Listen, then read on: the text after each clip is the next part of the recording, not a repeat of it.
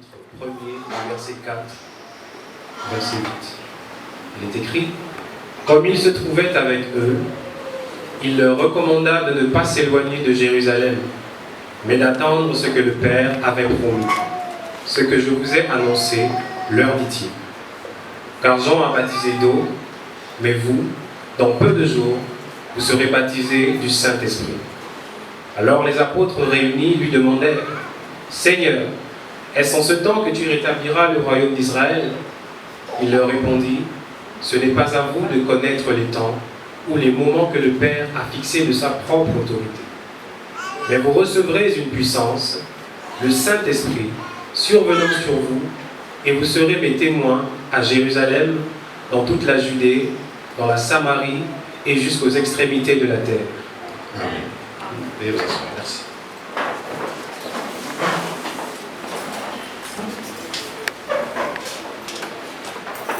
Dieu est fidèle dans ce qu'il fait. La prière ce matin, nous étions en train de prier.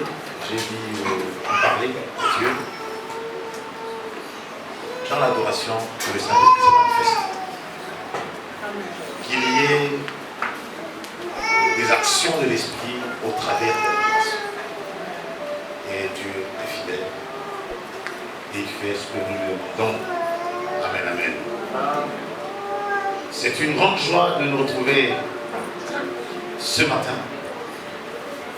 Et pour ceux qui ont suivi les séminaires depuis le début jusqu'à la fin, beaucoup de choses ont été dites à propos.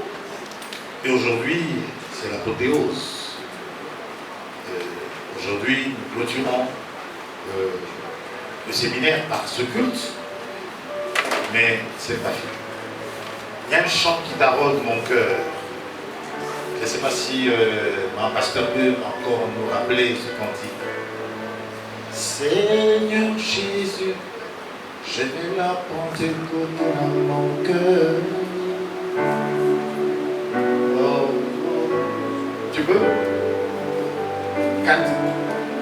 Est-ce que tu peux? Tu peux entendre? Qui se souvient de ce cantique dans la salle? Il y a une personne. Est-ce que tu peux en chanter?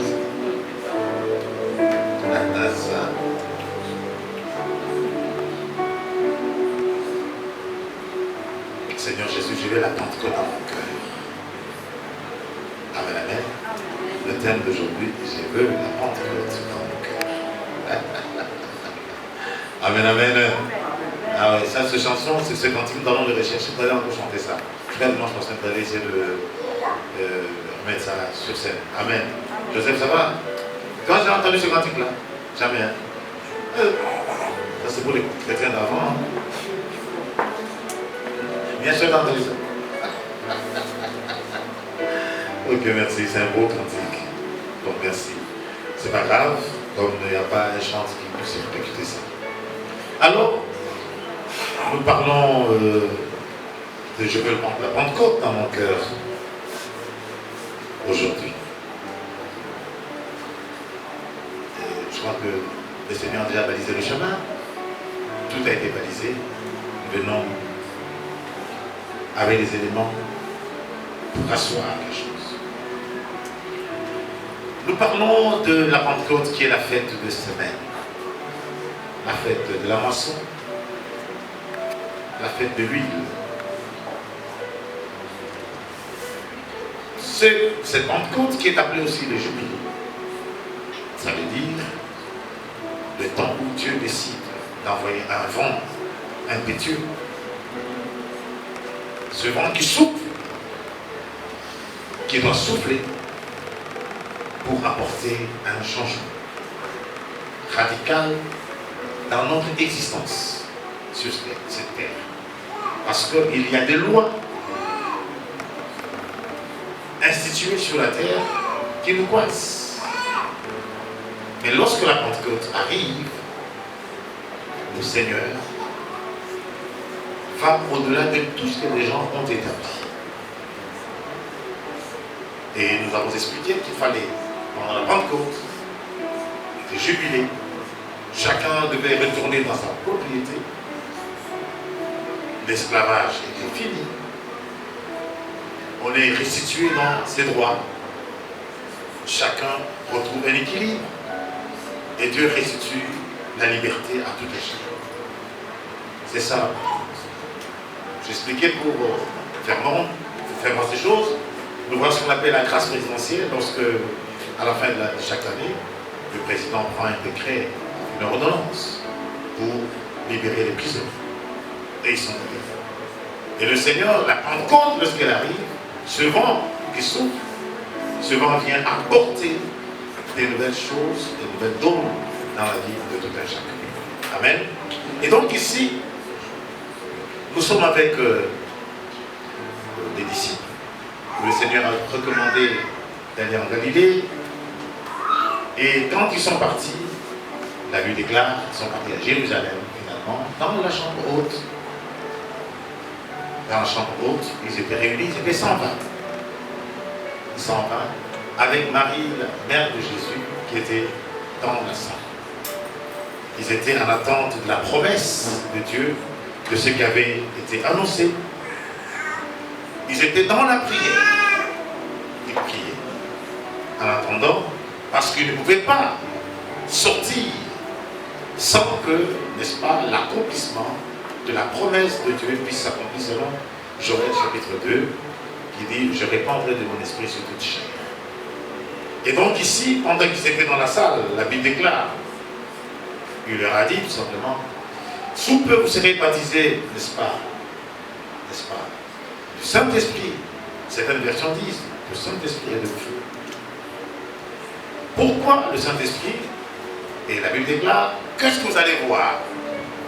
La Bible déclare, le Saint-Esprit survenant sur vous, une puissance vous sera accordée. Et cette puissance fera de vous des témoins. Des témoins à Jérusalem, à Samarie, en Judée, jusqu'aux extrémités de la terre. Et c'est comme ça que la promesse a été faite.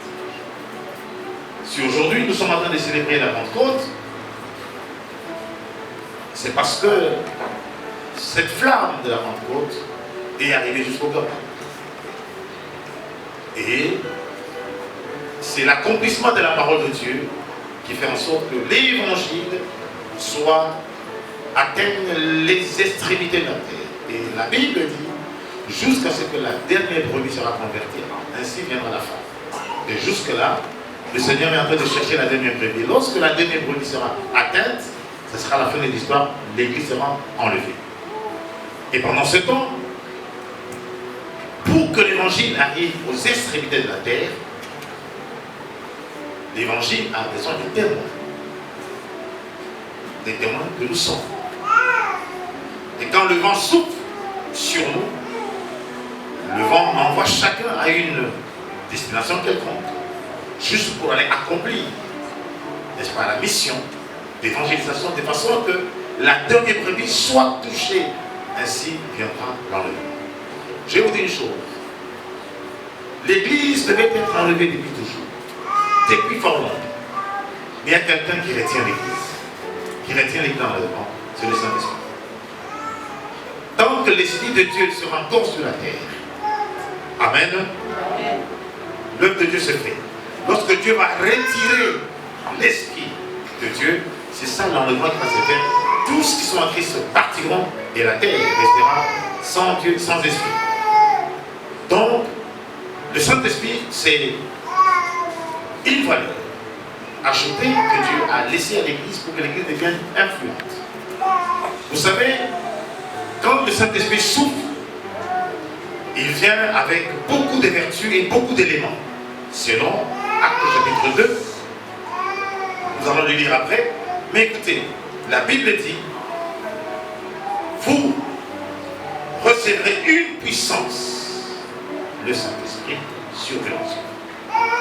Je vais m'attarder un peu sur la puissance. Vous recevrez le Saint-Esprit, une puissance, lorsque le Saint-Esprit va survenir sur vous. Le Saint-Esprit, quand il vient par survenir.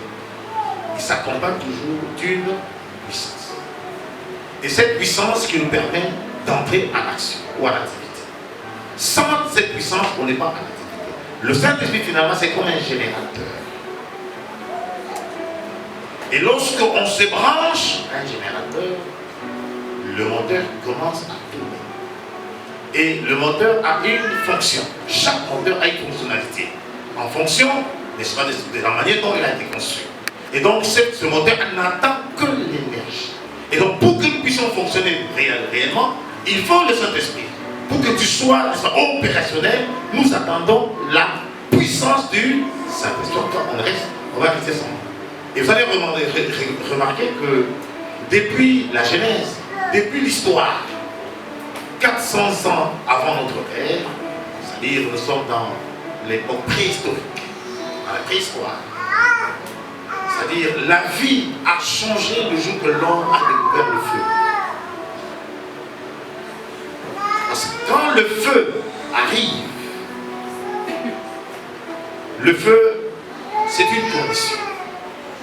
Ça s'accompagne d'une énergie. Le feu transforme tout ce qui existe. Et vous allez lire dans les Écritures, on vous dit, il n'y a pas d'offrande sans feu. Il faut qu'il y ait le feu pour qu'il y ait l'offrande. Et Dieu, l'offrande qu'on donne à Dieu, cette offrande doit passer par le feu. Donc le feu donne l'impact et change. Parce que Dieu ne prend pas tout ce qui est... Vous savez, lorsque l'offrande n'est pas passée par le feu, il dégage une chair qui n'est pas passée par le feu, il dégage. C'est le feu qui vient donner, n'est-ce pas, à l'offrande toute sa valeur. Et donc le feu est important dans la vie de tout chrétien. Lorsque nous sommes à l'église, nous devons savoir, si nous voulons aller très loin, notre vie doit être accompagnée du feu. Le feu, ça donne l'impact sur tout ce que nous faisons. Et donc, vous allez comprendre, je vais prendre les pays du sud, je vais par là, et les pays du nord, vous allez comprendre qu'avec Manfoubi, qui est mon prof d'histoire, Géo, vous allez comprendre que les pays du nord consomment plus d'énergie que les pays du sud. L'énergie permet à la transformation. Et vous allez voir nos économies même, l'économie des pays du sud, de l'hémisphère sud, c'est des économies qui sont juste des économies, n'est-ce pas, primaires. On n'utilise pas assez de... On n'a pas assez de conditions. C'est-à-dire, on n'arrive pas à transformer nos matières. Parce qu'eux, ils ont du feu, ils ont de l'énergie, ils ont la capacité de transformer. Et c'est ça le développement. Donc le développement commence par la découverte du feu et de l'énergie. Et lorsqu'on est en Christ, nous devons savoir, en tant que chrétien, pour aller plus loin, le Seigneur a besoin que tu sois, n'est-ce pas, animé ou allumé, que tu aies du feu en toi pour que tu ailles plus loin. Sinon, tu vas tourner autour du pot et il n'y aura pas assez de prouesse, pas de développement sur le plan spirituel. Tu ne verras pas de grandes choses parce que tu n'es qu'une bonne chair. On a besoin du feu. C'est pourquoi le Seigneur a demandé, face à l'hostilité qui était à Jérusalem, il ne pouvait pas laisser son église aller à l'affront, affronter les scorpions, les asiles, tout ce qui était méchant, la méchanceté des pharaons, d'Hérode. Il ne pouvait pas laisser l'église comme ça. C'est pourquoi il a demandé que l'église reste à se retire. Il fallait que l'église se retire et que l'église soit, n'est-ce pas, investie d'autorité, de feu, de puissance pour aller affronter. On en a parlé, je crois que c'est le vendredi, pour que Pharaon, plutôt Moïse puisse aller affronter Pharaon. Qu'est-ce qui s'est passé? Dieu l'appelait dans le buisson ardent et quand il était investi de feu, il pouvait maintenant aller affronter Pharaon. Sinon, alors il allait à l'abattoir. Aujourd'hui, beaucoup de chrétiens n'arrivent pas à connaître des prouesses dans leur vie parce que, quand vous regardez, dans leur vie, il n'y a pas de feu. C'est des chrétiens. Vous savez, il y a des étapes. Il y a l'étape de la réception du Saint-Esprit. Il y a l'étape de la manifestation du Saint-Esprit. Tout le monde a l'Esprit de Dieu. Est-ce que tout le monde a cette capacité, à ce feu, à cette manifestation? Tout le monde n'en a pas.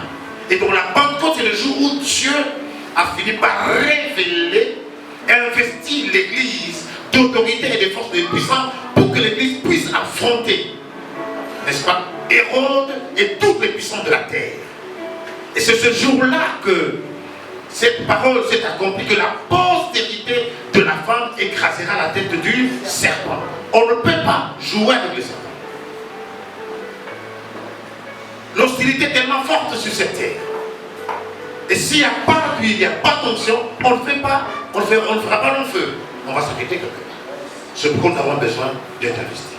Le Saint-Esprit surnaturel, vous recevrez une puissance. Le Seigneur a besoin de voir une église puissante. Une église puissante, c'est une église influente. C'est une église dans laquelle il y a des actions. C'est-à-dire, chaque enfant de Dieu devait mener une vie de miracle. Une vie de démonstration d'esprit et de puissance. Parce qu'il y a la présence de l'esprit. La présence du feu. Vous savez, il y a des choses qu'on nous réclame tous les jours. On peut te ravir, même un territoire, un espace. Mais ce jour-là, Moïse a dit, ce jour-là, Élie devant les dieux des Baals, qu'est-ce qui a tranché? C'est le feu. C'est le feu qui a tranché. Le feu a tranché. Bon, ok. Vous vous réclamez. Baal se réclame. Être le Dieu qui donne la pluie. Le Dieu de l'agriculture. Le Dieu de l'élevage. Et pourtant, Israël, c'est un peuple éleveur. C'est un peuple cultivateur. C'est un peuple qui a besoin de la pluie. Et Baal, oui, c'est lui. Maintenant, pour trancher cette affaire, il fallait la présence du feu. Dans ce cas, allons tous en mon carnet. Le Dieu qui répondra par le feu, c'est le vrai Dieu. Tout le monde va s'allier avec lui. Baal a dit, mais c'est petit, on va voir, allons-y. Donc vous connaissez l'histoire.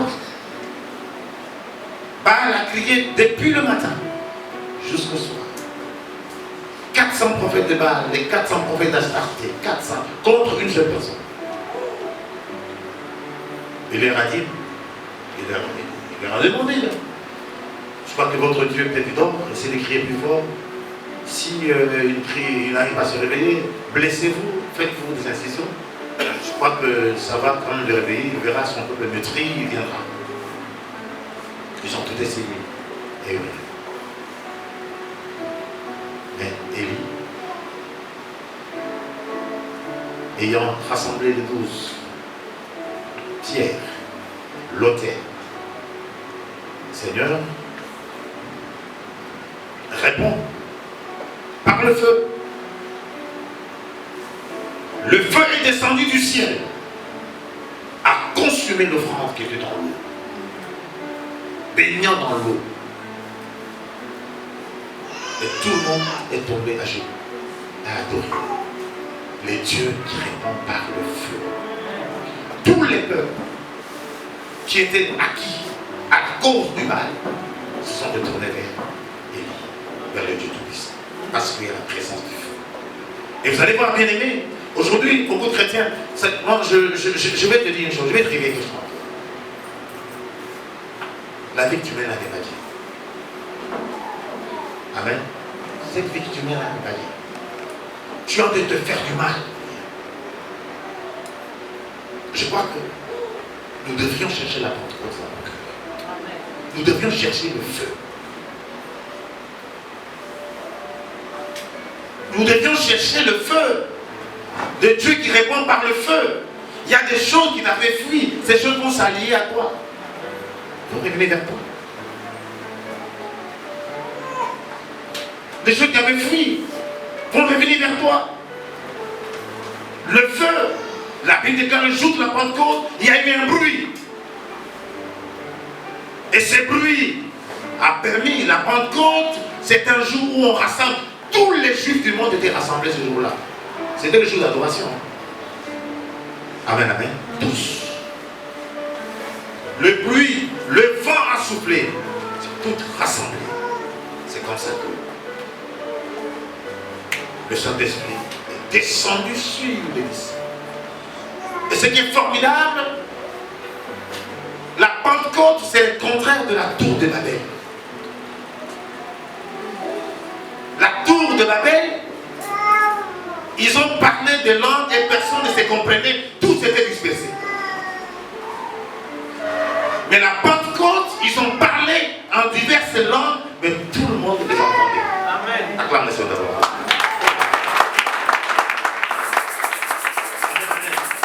Ils ont parlé en langue et tous les autres, tout le monde entendait distinctement. Chacun entendait ça. Et ce qui est formidable, chacun entendait dans sa propre langue. Un poumon pouvait entendre, comprendre ce que l'Esprit disait en pour nous. Vous comprenez un peu ça? Amen, amen. Un Philippe pouvait comprendre. Quand Dieu parle, il veut que tout le monde écoute. Quand le Saint-Esprit parle, tout le monde écoute. Amen, amen. Si tes oreilles n'écoutent pas, mais ton cœur écoutera. Parce que Dieu est celui qui rassemble. Il a besoin d'un peuple rempli de feu. Pour renverser. Il y a des choses, des barrières devant nous. On t'a empêché de traverser de l'autre côté. Mais c'est le feu qui peut brûler tout, embrasser.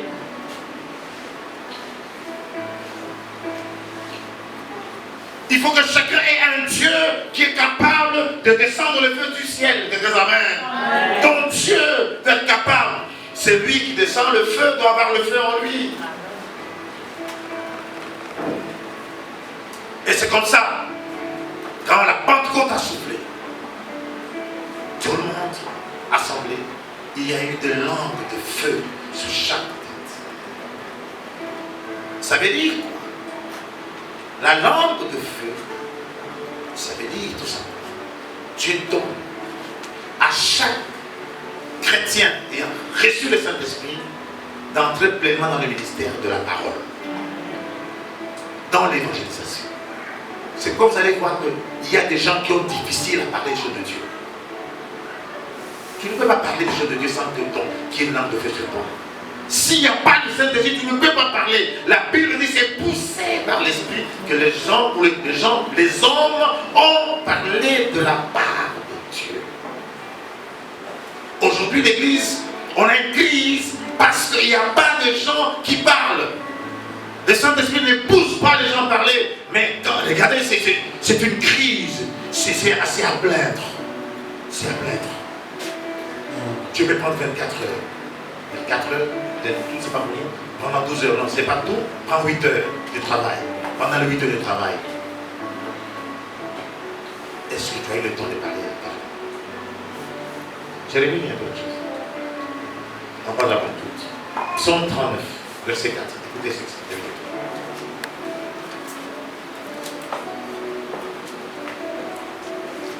Psaume 39, verset 4. 39, verset 4. Mon cœur brûlait au-dedans de moi, un feu intérieur me consumait, et la parole est venue sur ma langue. Pas doucement. Mon cœur brûlait au-dedans de moi, un feu intérieur me consumait, et la parole est venue sur ma langue. Amen, amen. C'est pour te dire, tu ne peux pas parler. Il y a quelque chose, le Saint-Esprit consume, il y a un feu qui doit brûler, qui brûle de l'intérieur. Et la parole est habillée. La parole est ointe, la langue est ointe. Et c'est à ce moment-là que tu peux parler des choses de Dieu. Sans cela, on ne peut pas parler. On va raconter du matin au soir le chant de ce monde, comme ça s'appelle les Congossas. Mais le chrétien ne parle plus des choses qui édifient. La Bible dit non. Quand vous parlez, c'est pour édifier. Mais qu'est-ce qui peut te pousser à parler tant qu'il n'y a pas un feu à l'intérieur? Enfin, le feu doit brûler à l'intérieur. Ça te pousse à parler. La langue est ointe et on parle. C'est pourquoi on a vu les langues de feu sur chaque membre qui était ce jour. Et nous voulons une église qui parle. Une église qui parle. Qui parle pour que les autres écoutent.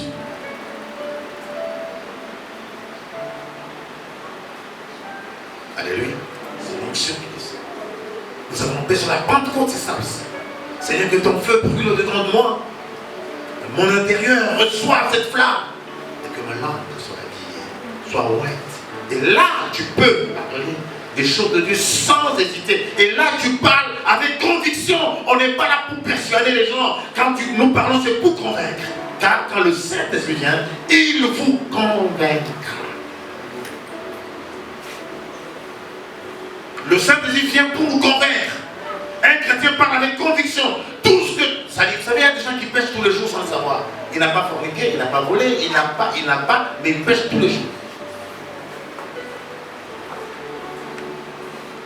Tout ce qui n'est pas le produit d'une conviction est un péché. Or, nous avons besoin que la flamme entre dans nous, ça brûle, et que notre langue soit intime, et que nous puissions parler. C'est ça la Pentecôte. Vivons la Pentecôte. Paul disait célébrons la Pâque. Nous disons aujourd'hui célébrons la Pentecôte. On disait célébrons la Pâque avec une nouvelle pâte. Et avec une pâte sans levure. Célébrons la Pentecôte avec un feu nouveau. Amen. Un feu nouveau. Une flamme nouvelle. Et cette flamme nous donne le zèle pour les affaires de Dieu. C'est ça la Pentecôte, il faut la vivre. Tu vis la Pentecôte aujourd'hui, tu es un chrétien charismatique. Je ne parle pas des dons aujourd'hui. J'ai besoin que tout le monde soit embrasé par ce feu-là. Amen. Nous avons besoin qu'il y ait explosion.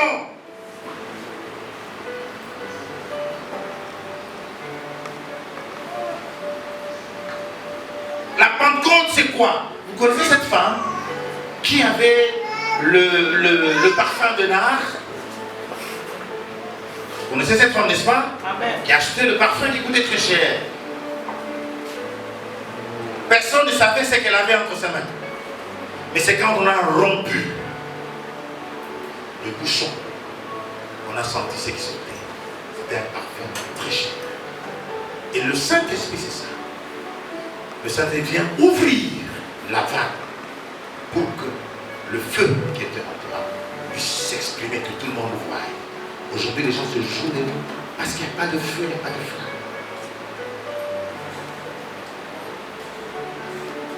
Le Saint-Esprit apporte le feu. Le feu apporte la lumière. Le feu apporte l'énergie. Le feu apporte de nouvelles capacités. Nous pouvons aller plus loin. Soyez vraiment remplis. Cherchons le Saint-Esprit.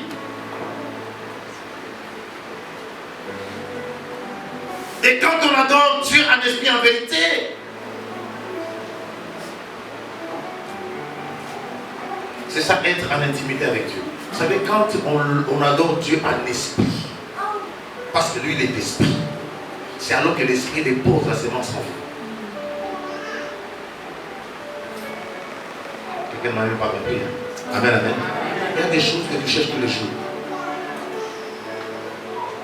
Vous savez, les enfants là, c'est lui qui les donne d'abord. S'il n'a pas donné, tu ne verrais rien. Tout ce dont nous avons besoin, c'est lui qui les donne d'abord. C'est pourquoi lorsque nous adorons Dieu en esprit et en vérité, amen, amen, il vient, il dépose. Et demain, on va vivre ça. Parce que je suis parti auprès du donneur. Le donneur, c'est Dieu. Et je l'ai croisé, je l'ai rencontré dans l'adoration. Quelle adoration en esprit et en vérité.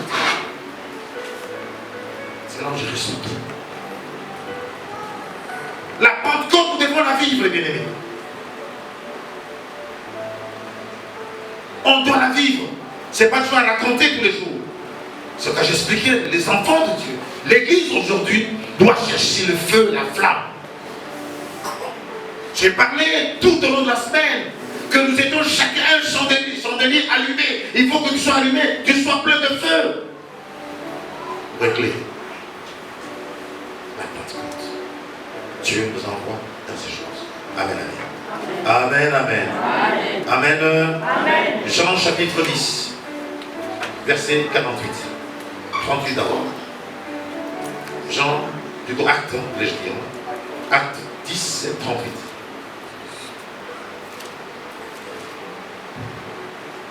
Acte 10, 38, il est écrit: vous savez comment Dieu a oint du Saint-Esprit et de force Jésus de Nazareth, qui allait de lieu en lieu, faisant du bien et guérissant tous ceux qui étaient sous l'empire du diable, car Dieu était avec lui.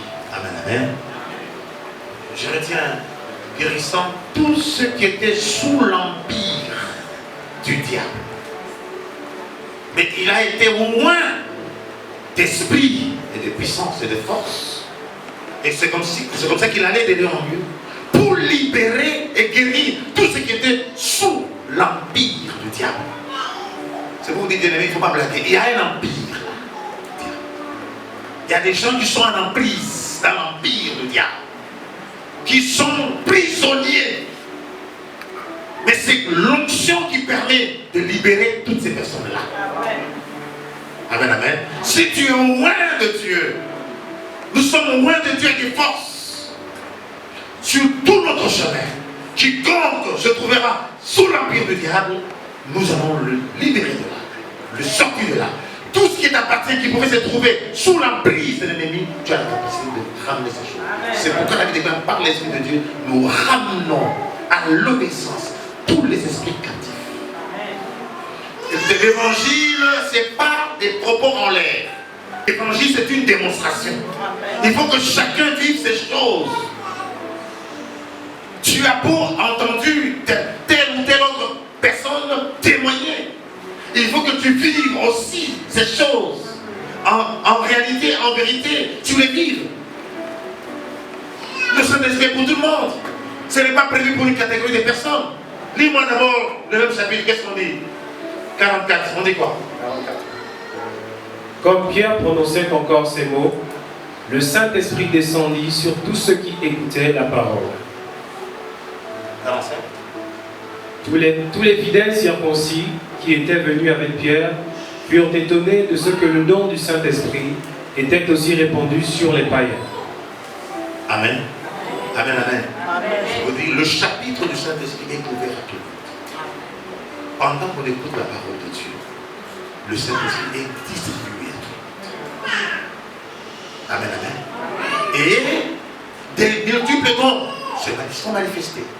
Ceux qui parlent en langue vont parler, ceux qui ont des visions vont vivre des visions. Chacun a eu quelque chose de la part du Seigneur. Lorsque le Saint-Esprit est, pendant la parole, la prédication, n'est-ce pas? La prédication, comme je l'ai fait, le Seigneur donne à chacun une portion du Saint-Esprit. Amen, amen. Et les Juifs qui étaient venus, c'est pas possible, nous pensions que le Saint-Esprit était pour nous Juifs. Donc le Saint-Esprit, même les païens l'ont reçu. Mais ils l'ont reçu de la même manière que nous. Quelqu'un amen. Ceux qui sont reçus le jour de la Pentecôte, n'est-ce pas, à l'an 33, c'est la même chose aujourd'hui. Regarde un peu. La Bible déclare, Élie était de la même nature que nous. Il ordonna qu'il n'ait plus pendant 3 ans et 6 mois, et le ciel a obéi. C'est de la même nature. C'est pourquoi j'appelle chacun à comprendre que Élie n'était pas un extraterrestre. C'est un homme fait de chair comme nous. Et dans le même esprit qui était sur lui. L'esprit qui produit des signes, des produits, des miracles. Amen. Je t'appelle à croire que Dieu fait les miracles d'abord. Ce n'est pas toi qui fais les miracles, c'est le Saint-Esprit en toi qui produit ces miracles. Amen. Pourquoi tu te laisses, n'est-ce pas, à la merci de n'importe qui, jouer sur toi, venir toucher à ta tête, faire n'importe quoi? C'est parce que tu t'es laissé sans l'Esprit de Dieu. Vous savez, quand vous parlez, on peut sentir qu'il parle par l'esprit ou qu'il parle par la chair. Nous avons besoin d'une église forte. Je t'amène à comprendre, à te réveiller, à chercher l'huile. À chercher l'huile dans ta vie. À chercher l'huile dans ta vie. J'insiste comme je l'ai dit vendredi. Chacun devait avoir de l'huile en soi. Chacun devait avoir de l'huile. La Bible déclare, ça c'est Ecclésiaste 8, qui dit que l'huile ne manque pas sur ta tête. Que l'huile ne manque pas sur ta tête. Et quand c'est le cas, c'est vite d'y aller. Quand lui l'envoie. Que lui ne manque pas sur nos têtes. Et ça commence par que quand tout temps, tes vêtements sont blancs et que lui ne manque pas sur ta tête. Tu as besoin de voir avec lui. Devant aller loin avec Dieu. Dieu t'attend au rendez-vous de lui. Au rendez-vous de l'explosion.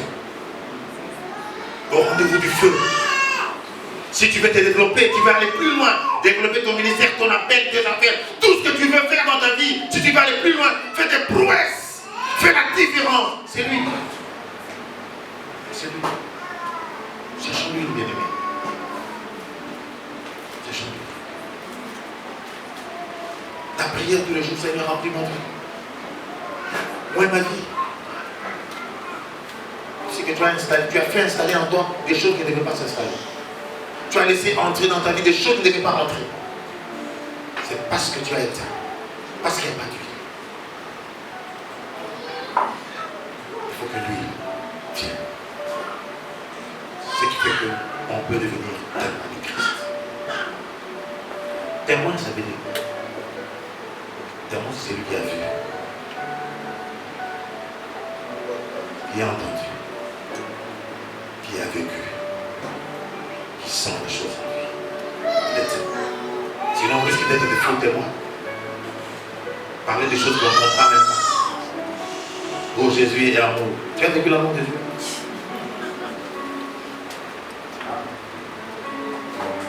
Alléluia. Amen, amen. Vous allez voir celui qui parle. Quand quelqu'un te parle, vous allez entendre ce qu'il dit. Que c'est vrai ou c'est faux.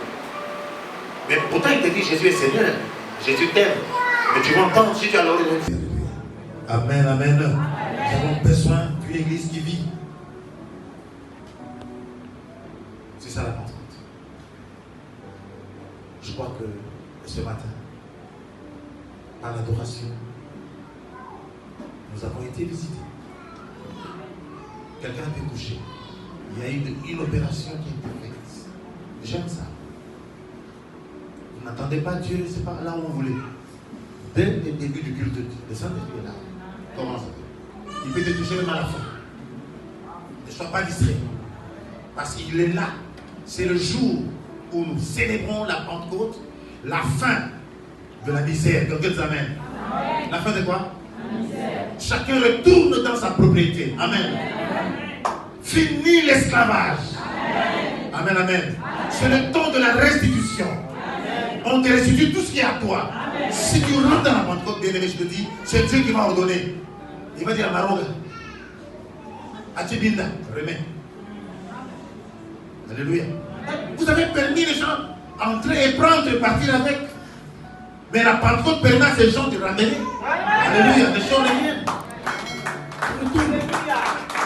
Ça vient de soi, parce qu'il y a le feu.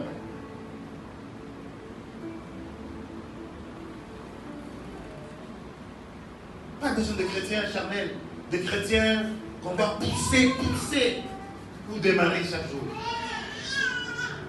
Alléluia. Amen, amen. Tu as déjà démarré, tu dois chandelier placé. Tu dois allumer, c'est tout ce que Dieu veut, allume-toi. Fonctionne. J'ai aimé ça. C'est parti. Il n'y a pas d'autre micro.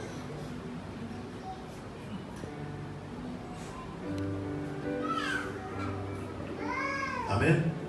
Alléluia. J'ai aimé ça.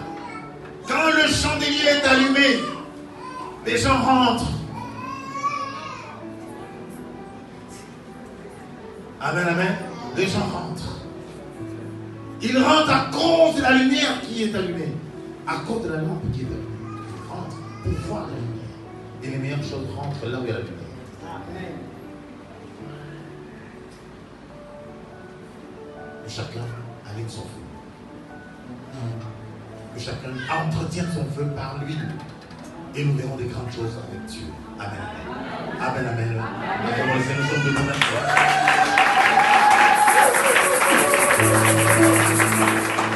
Nous sommes debout.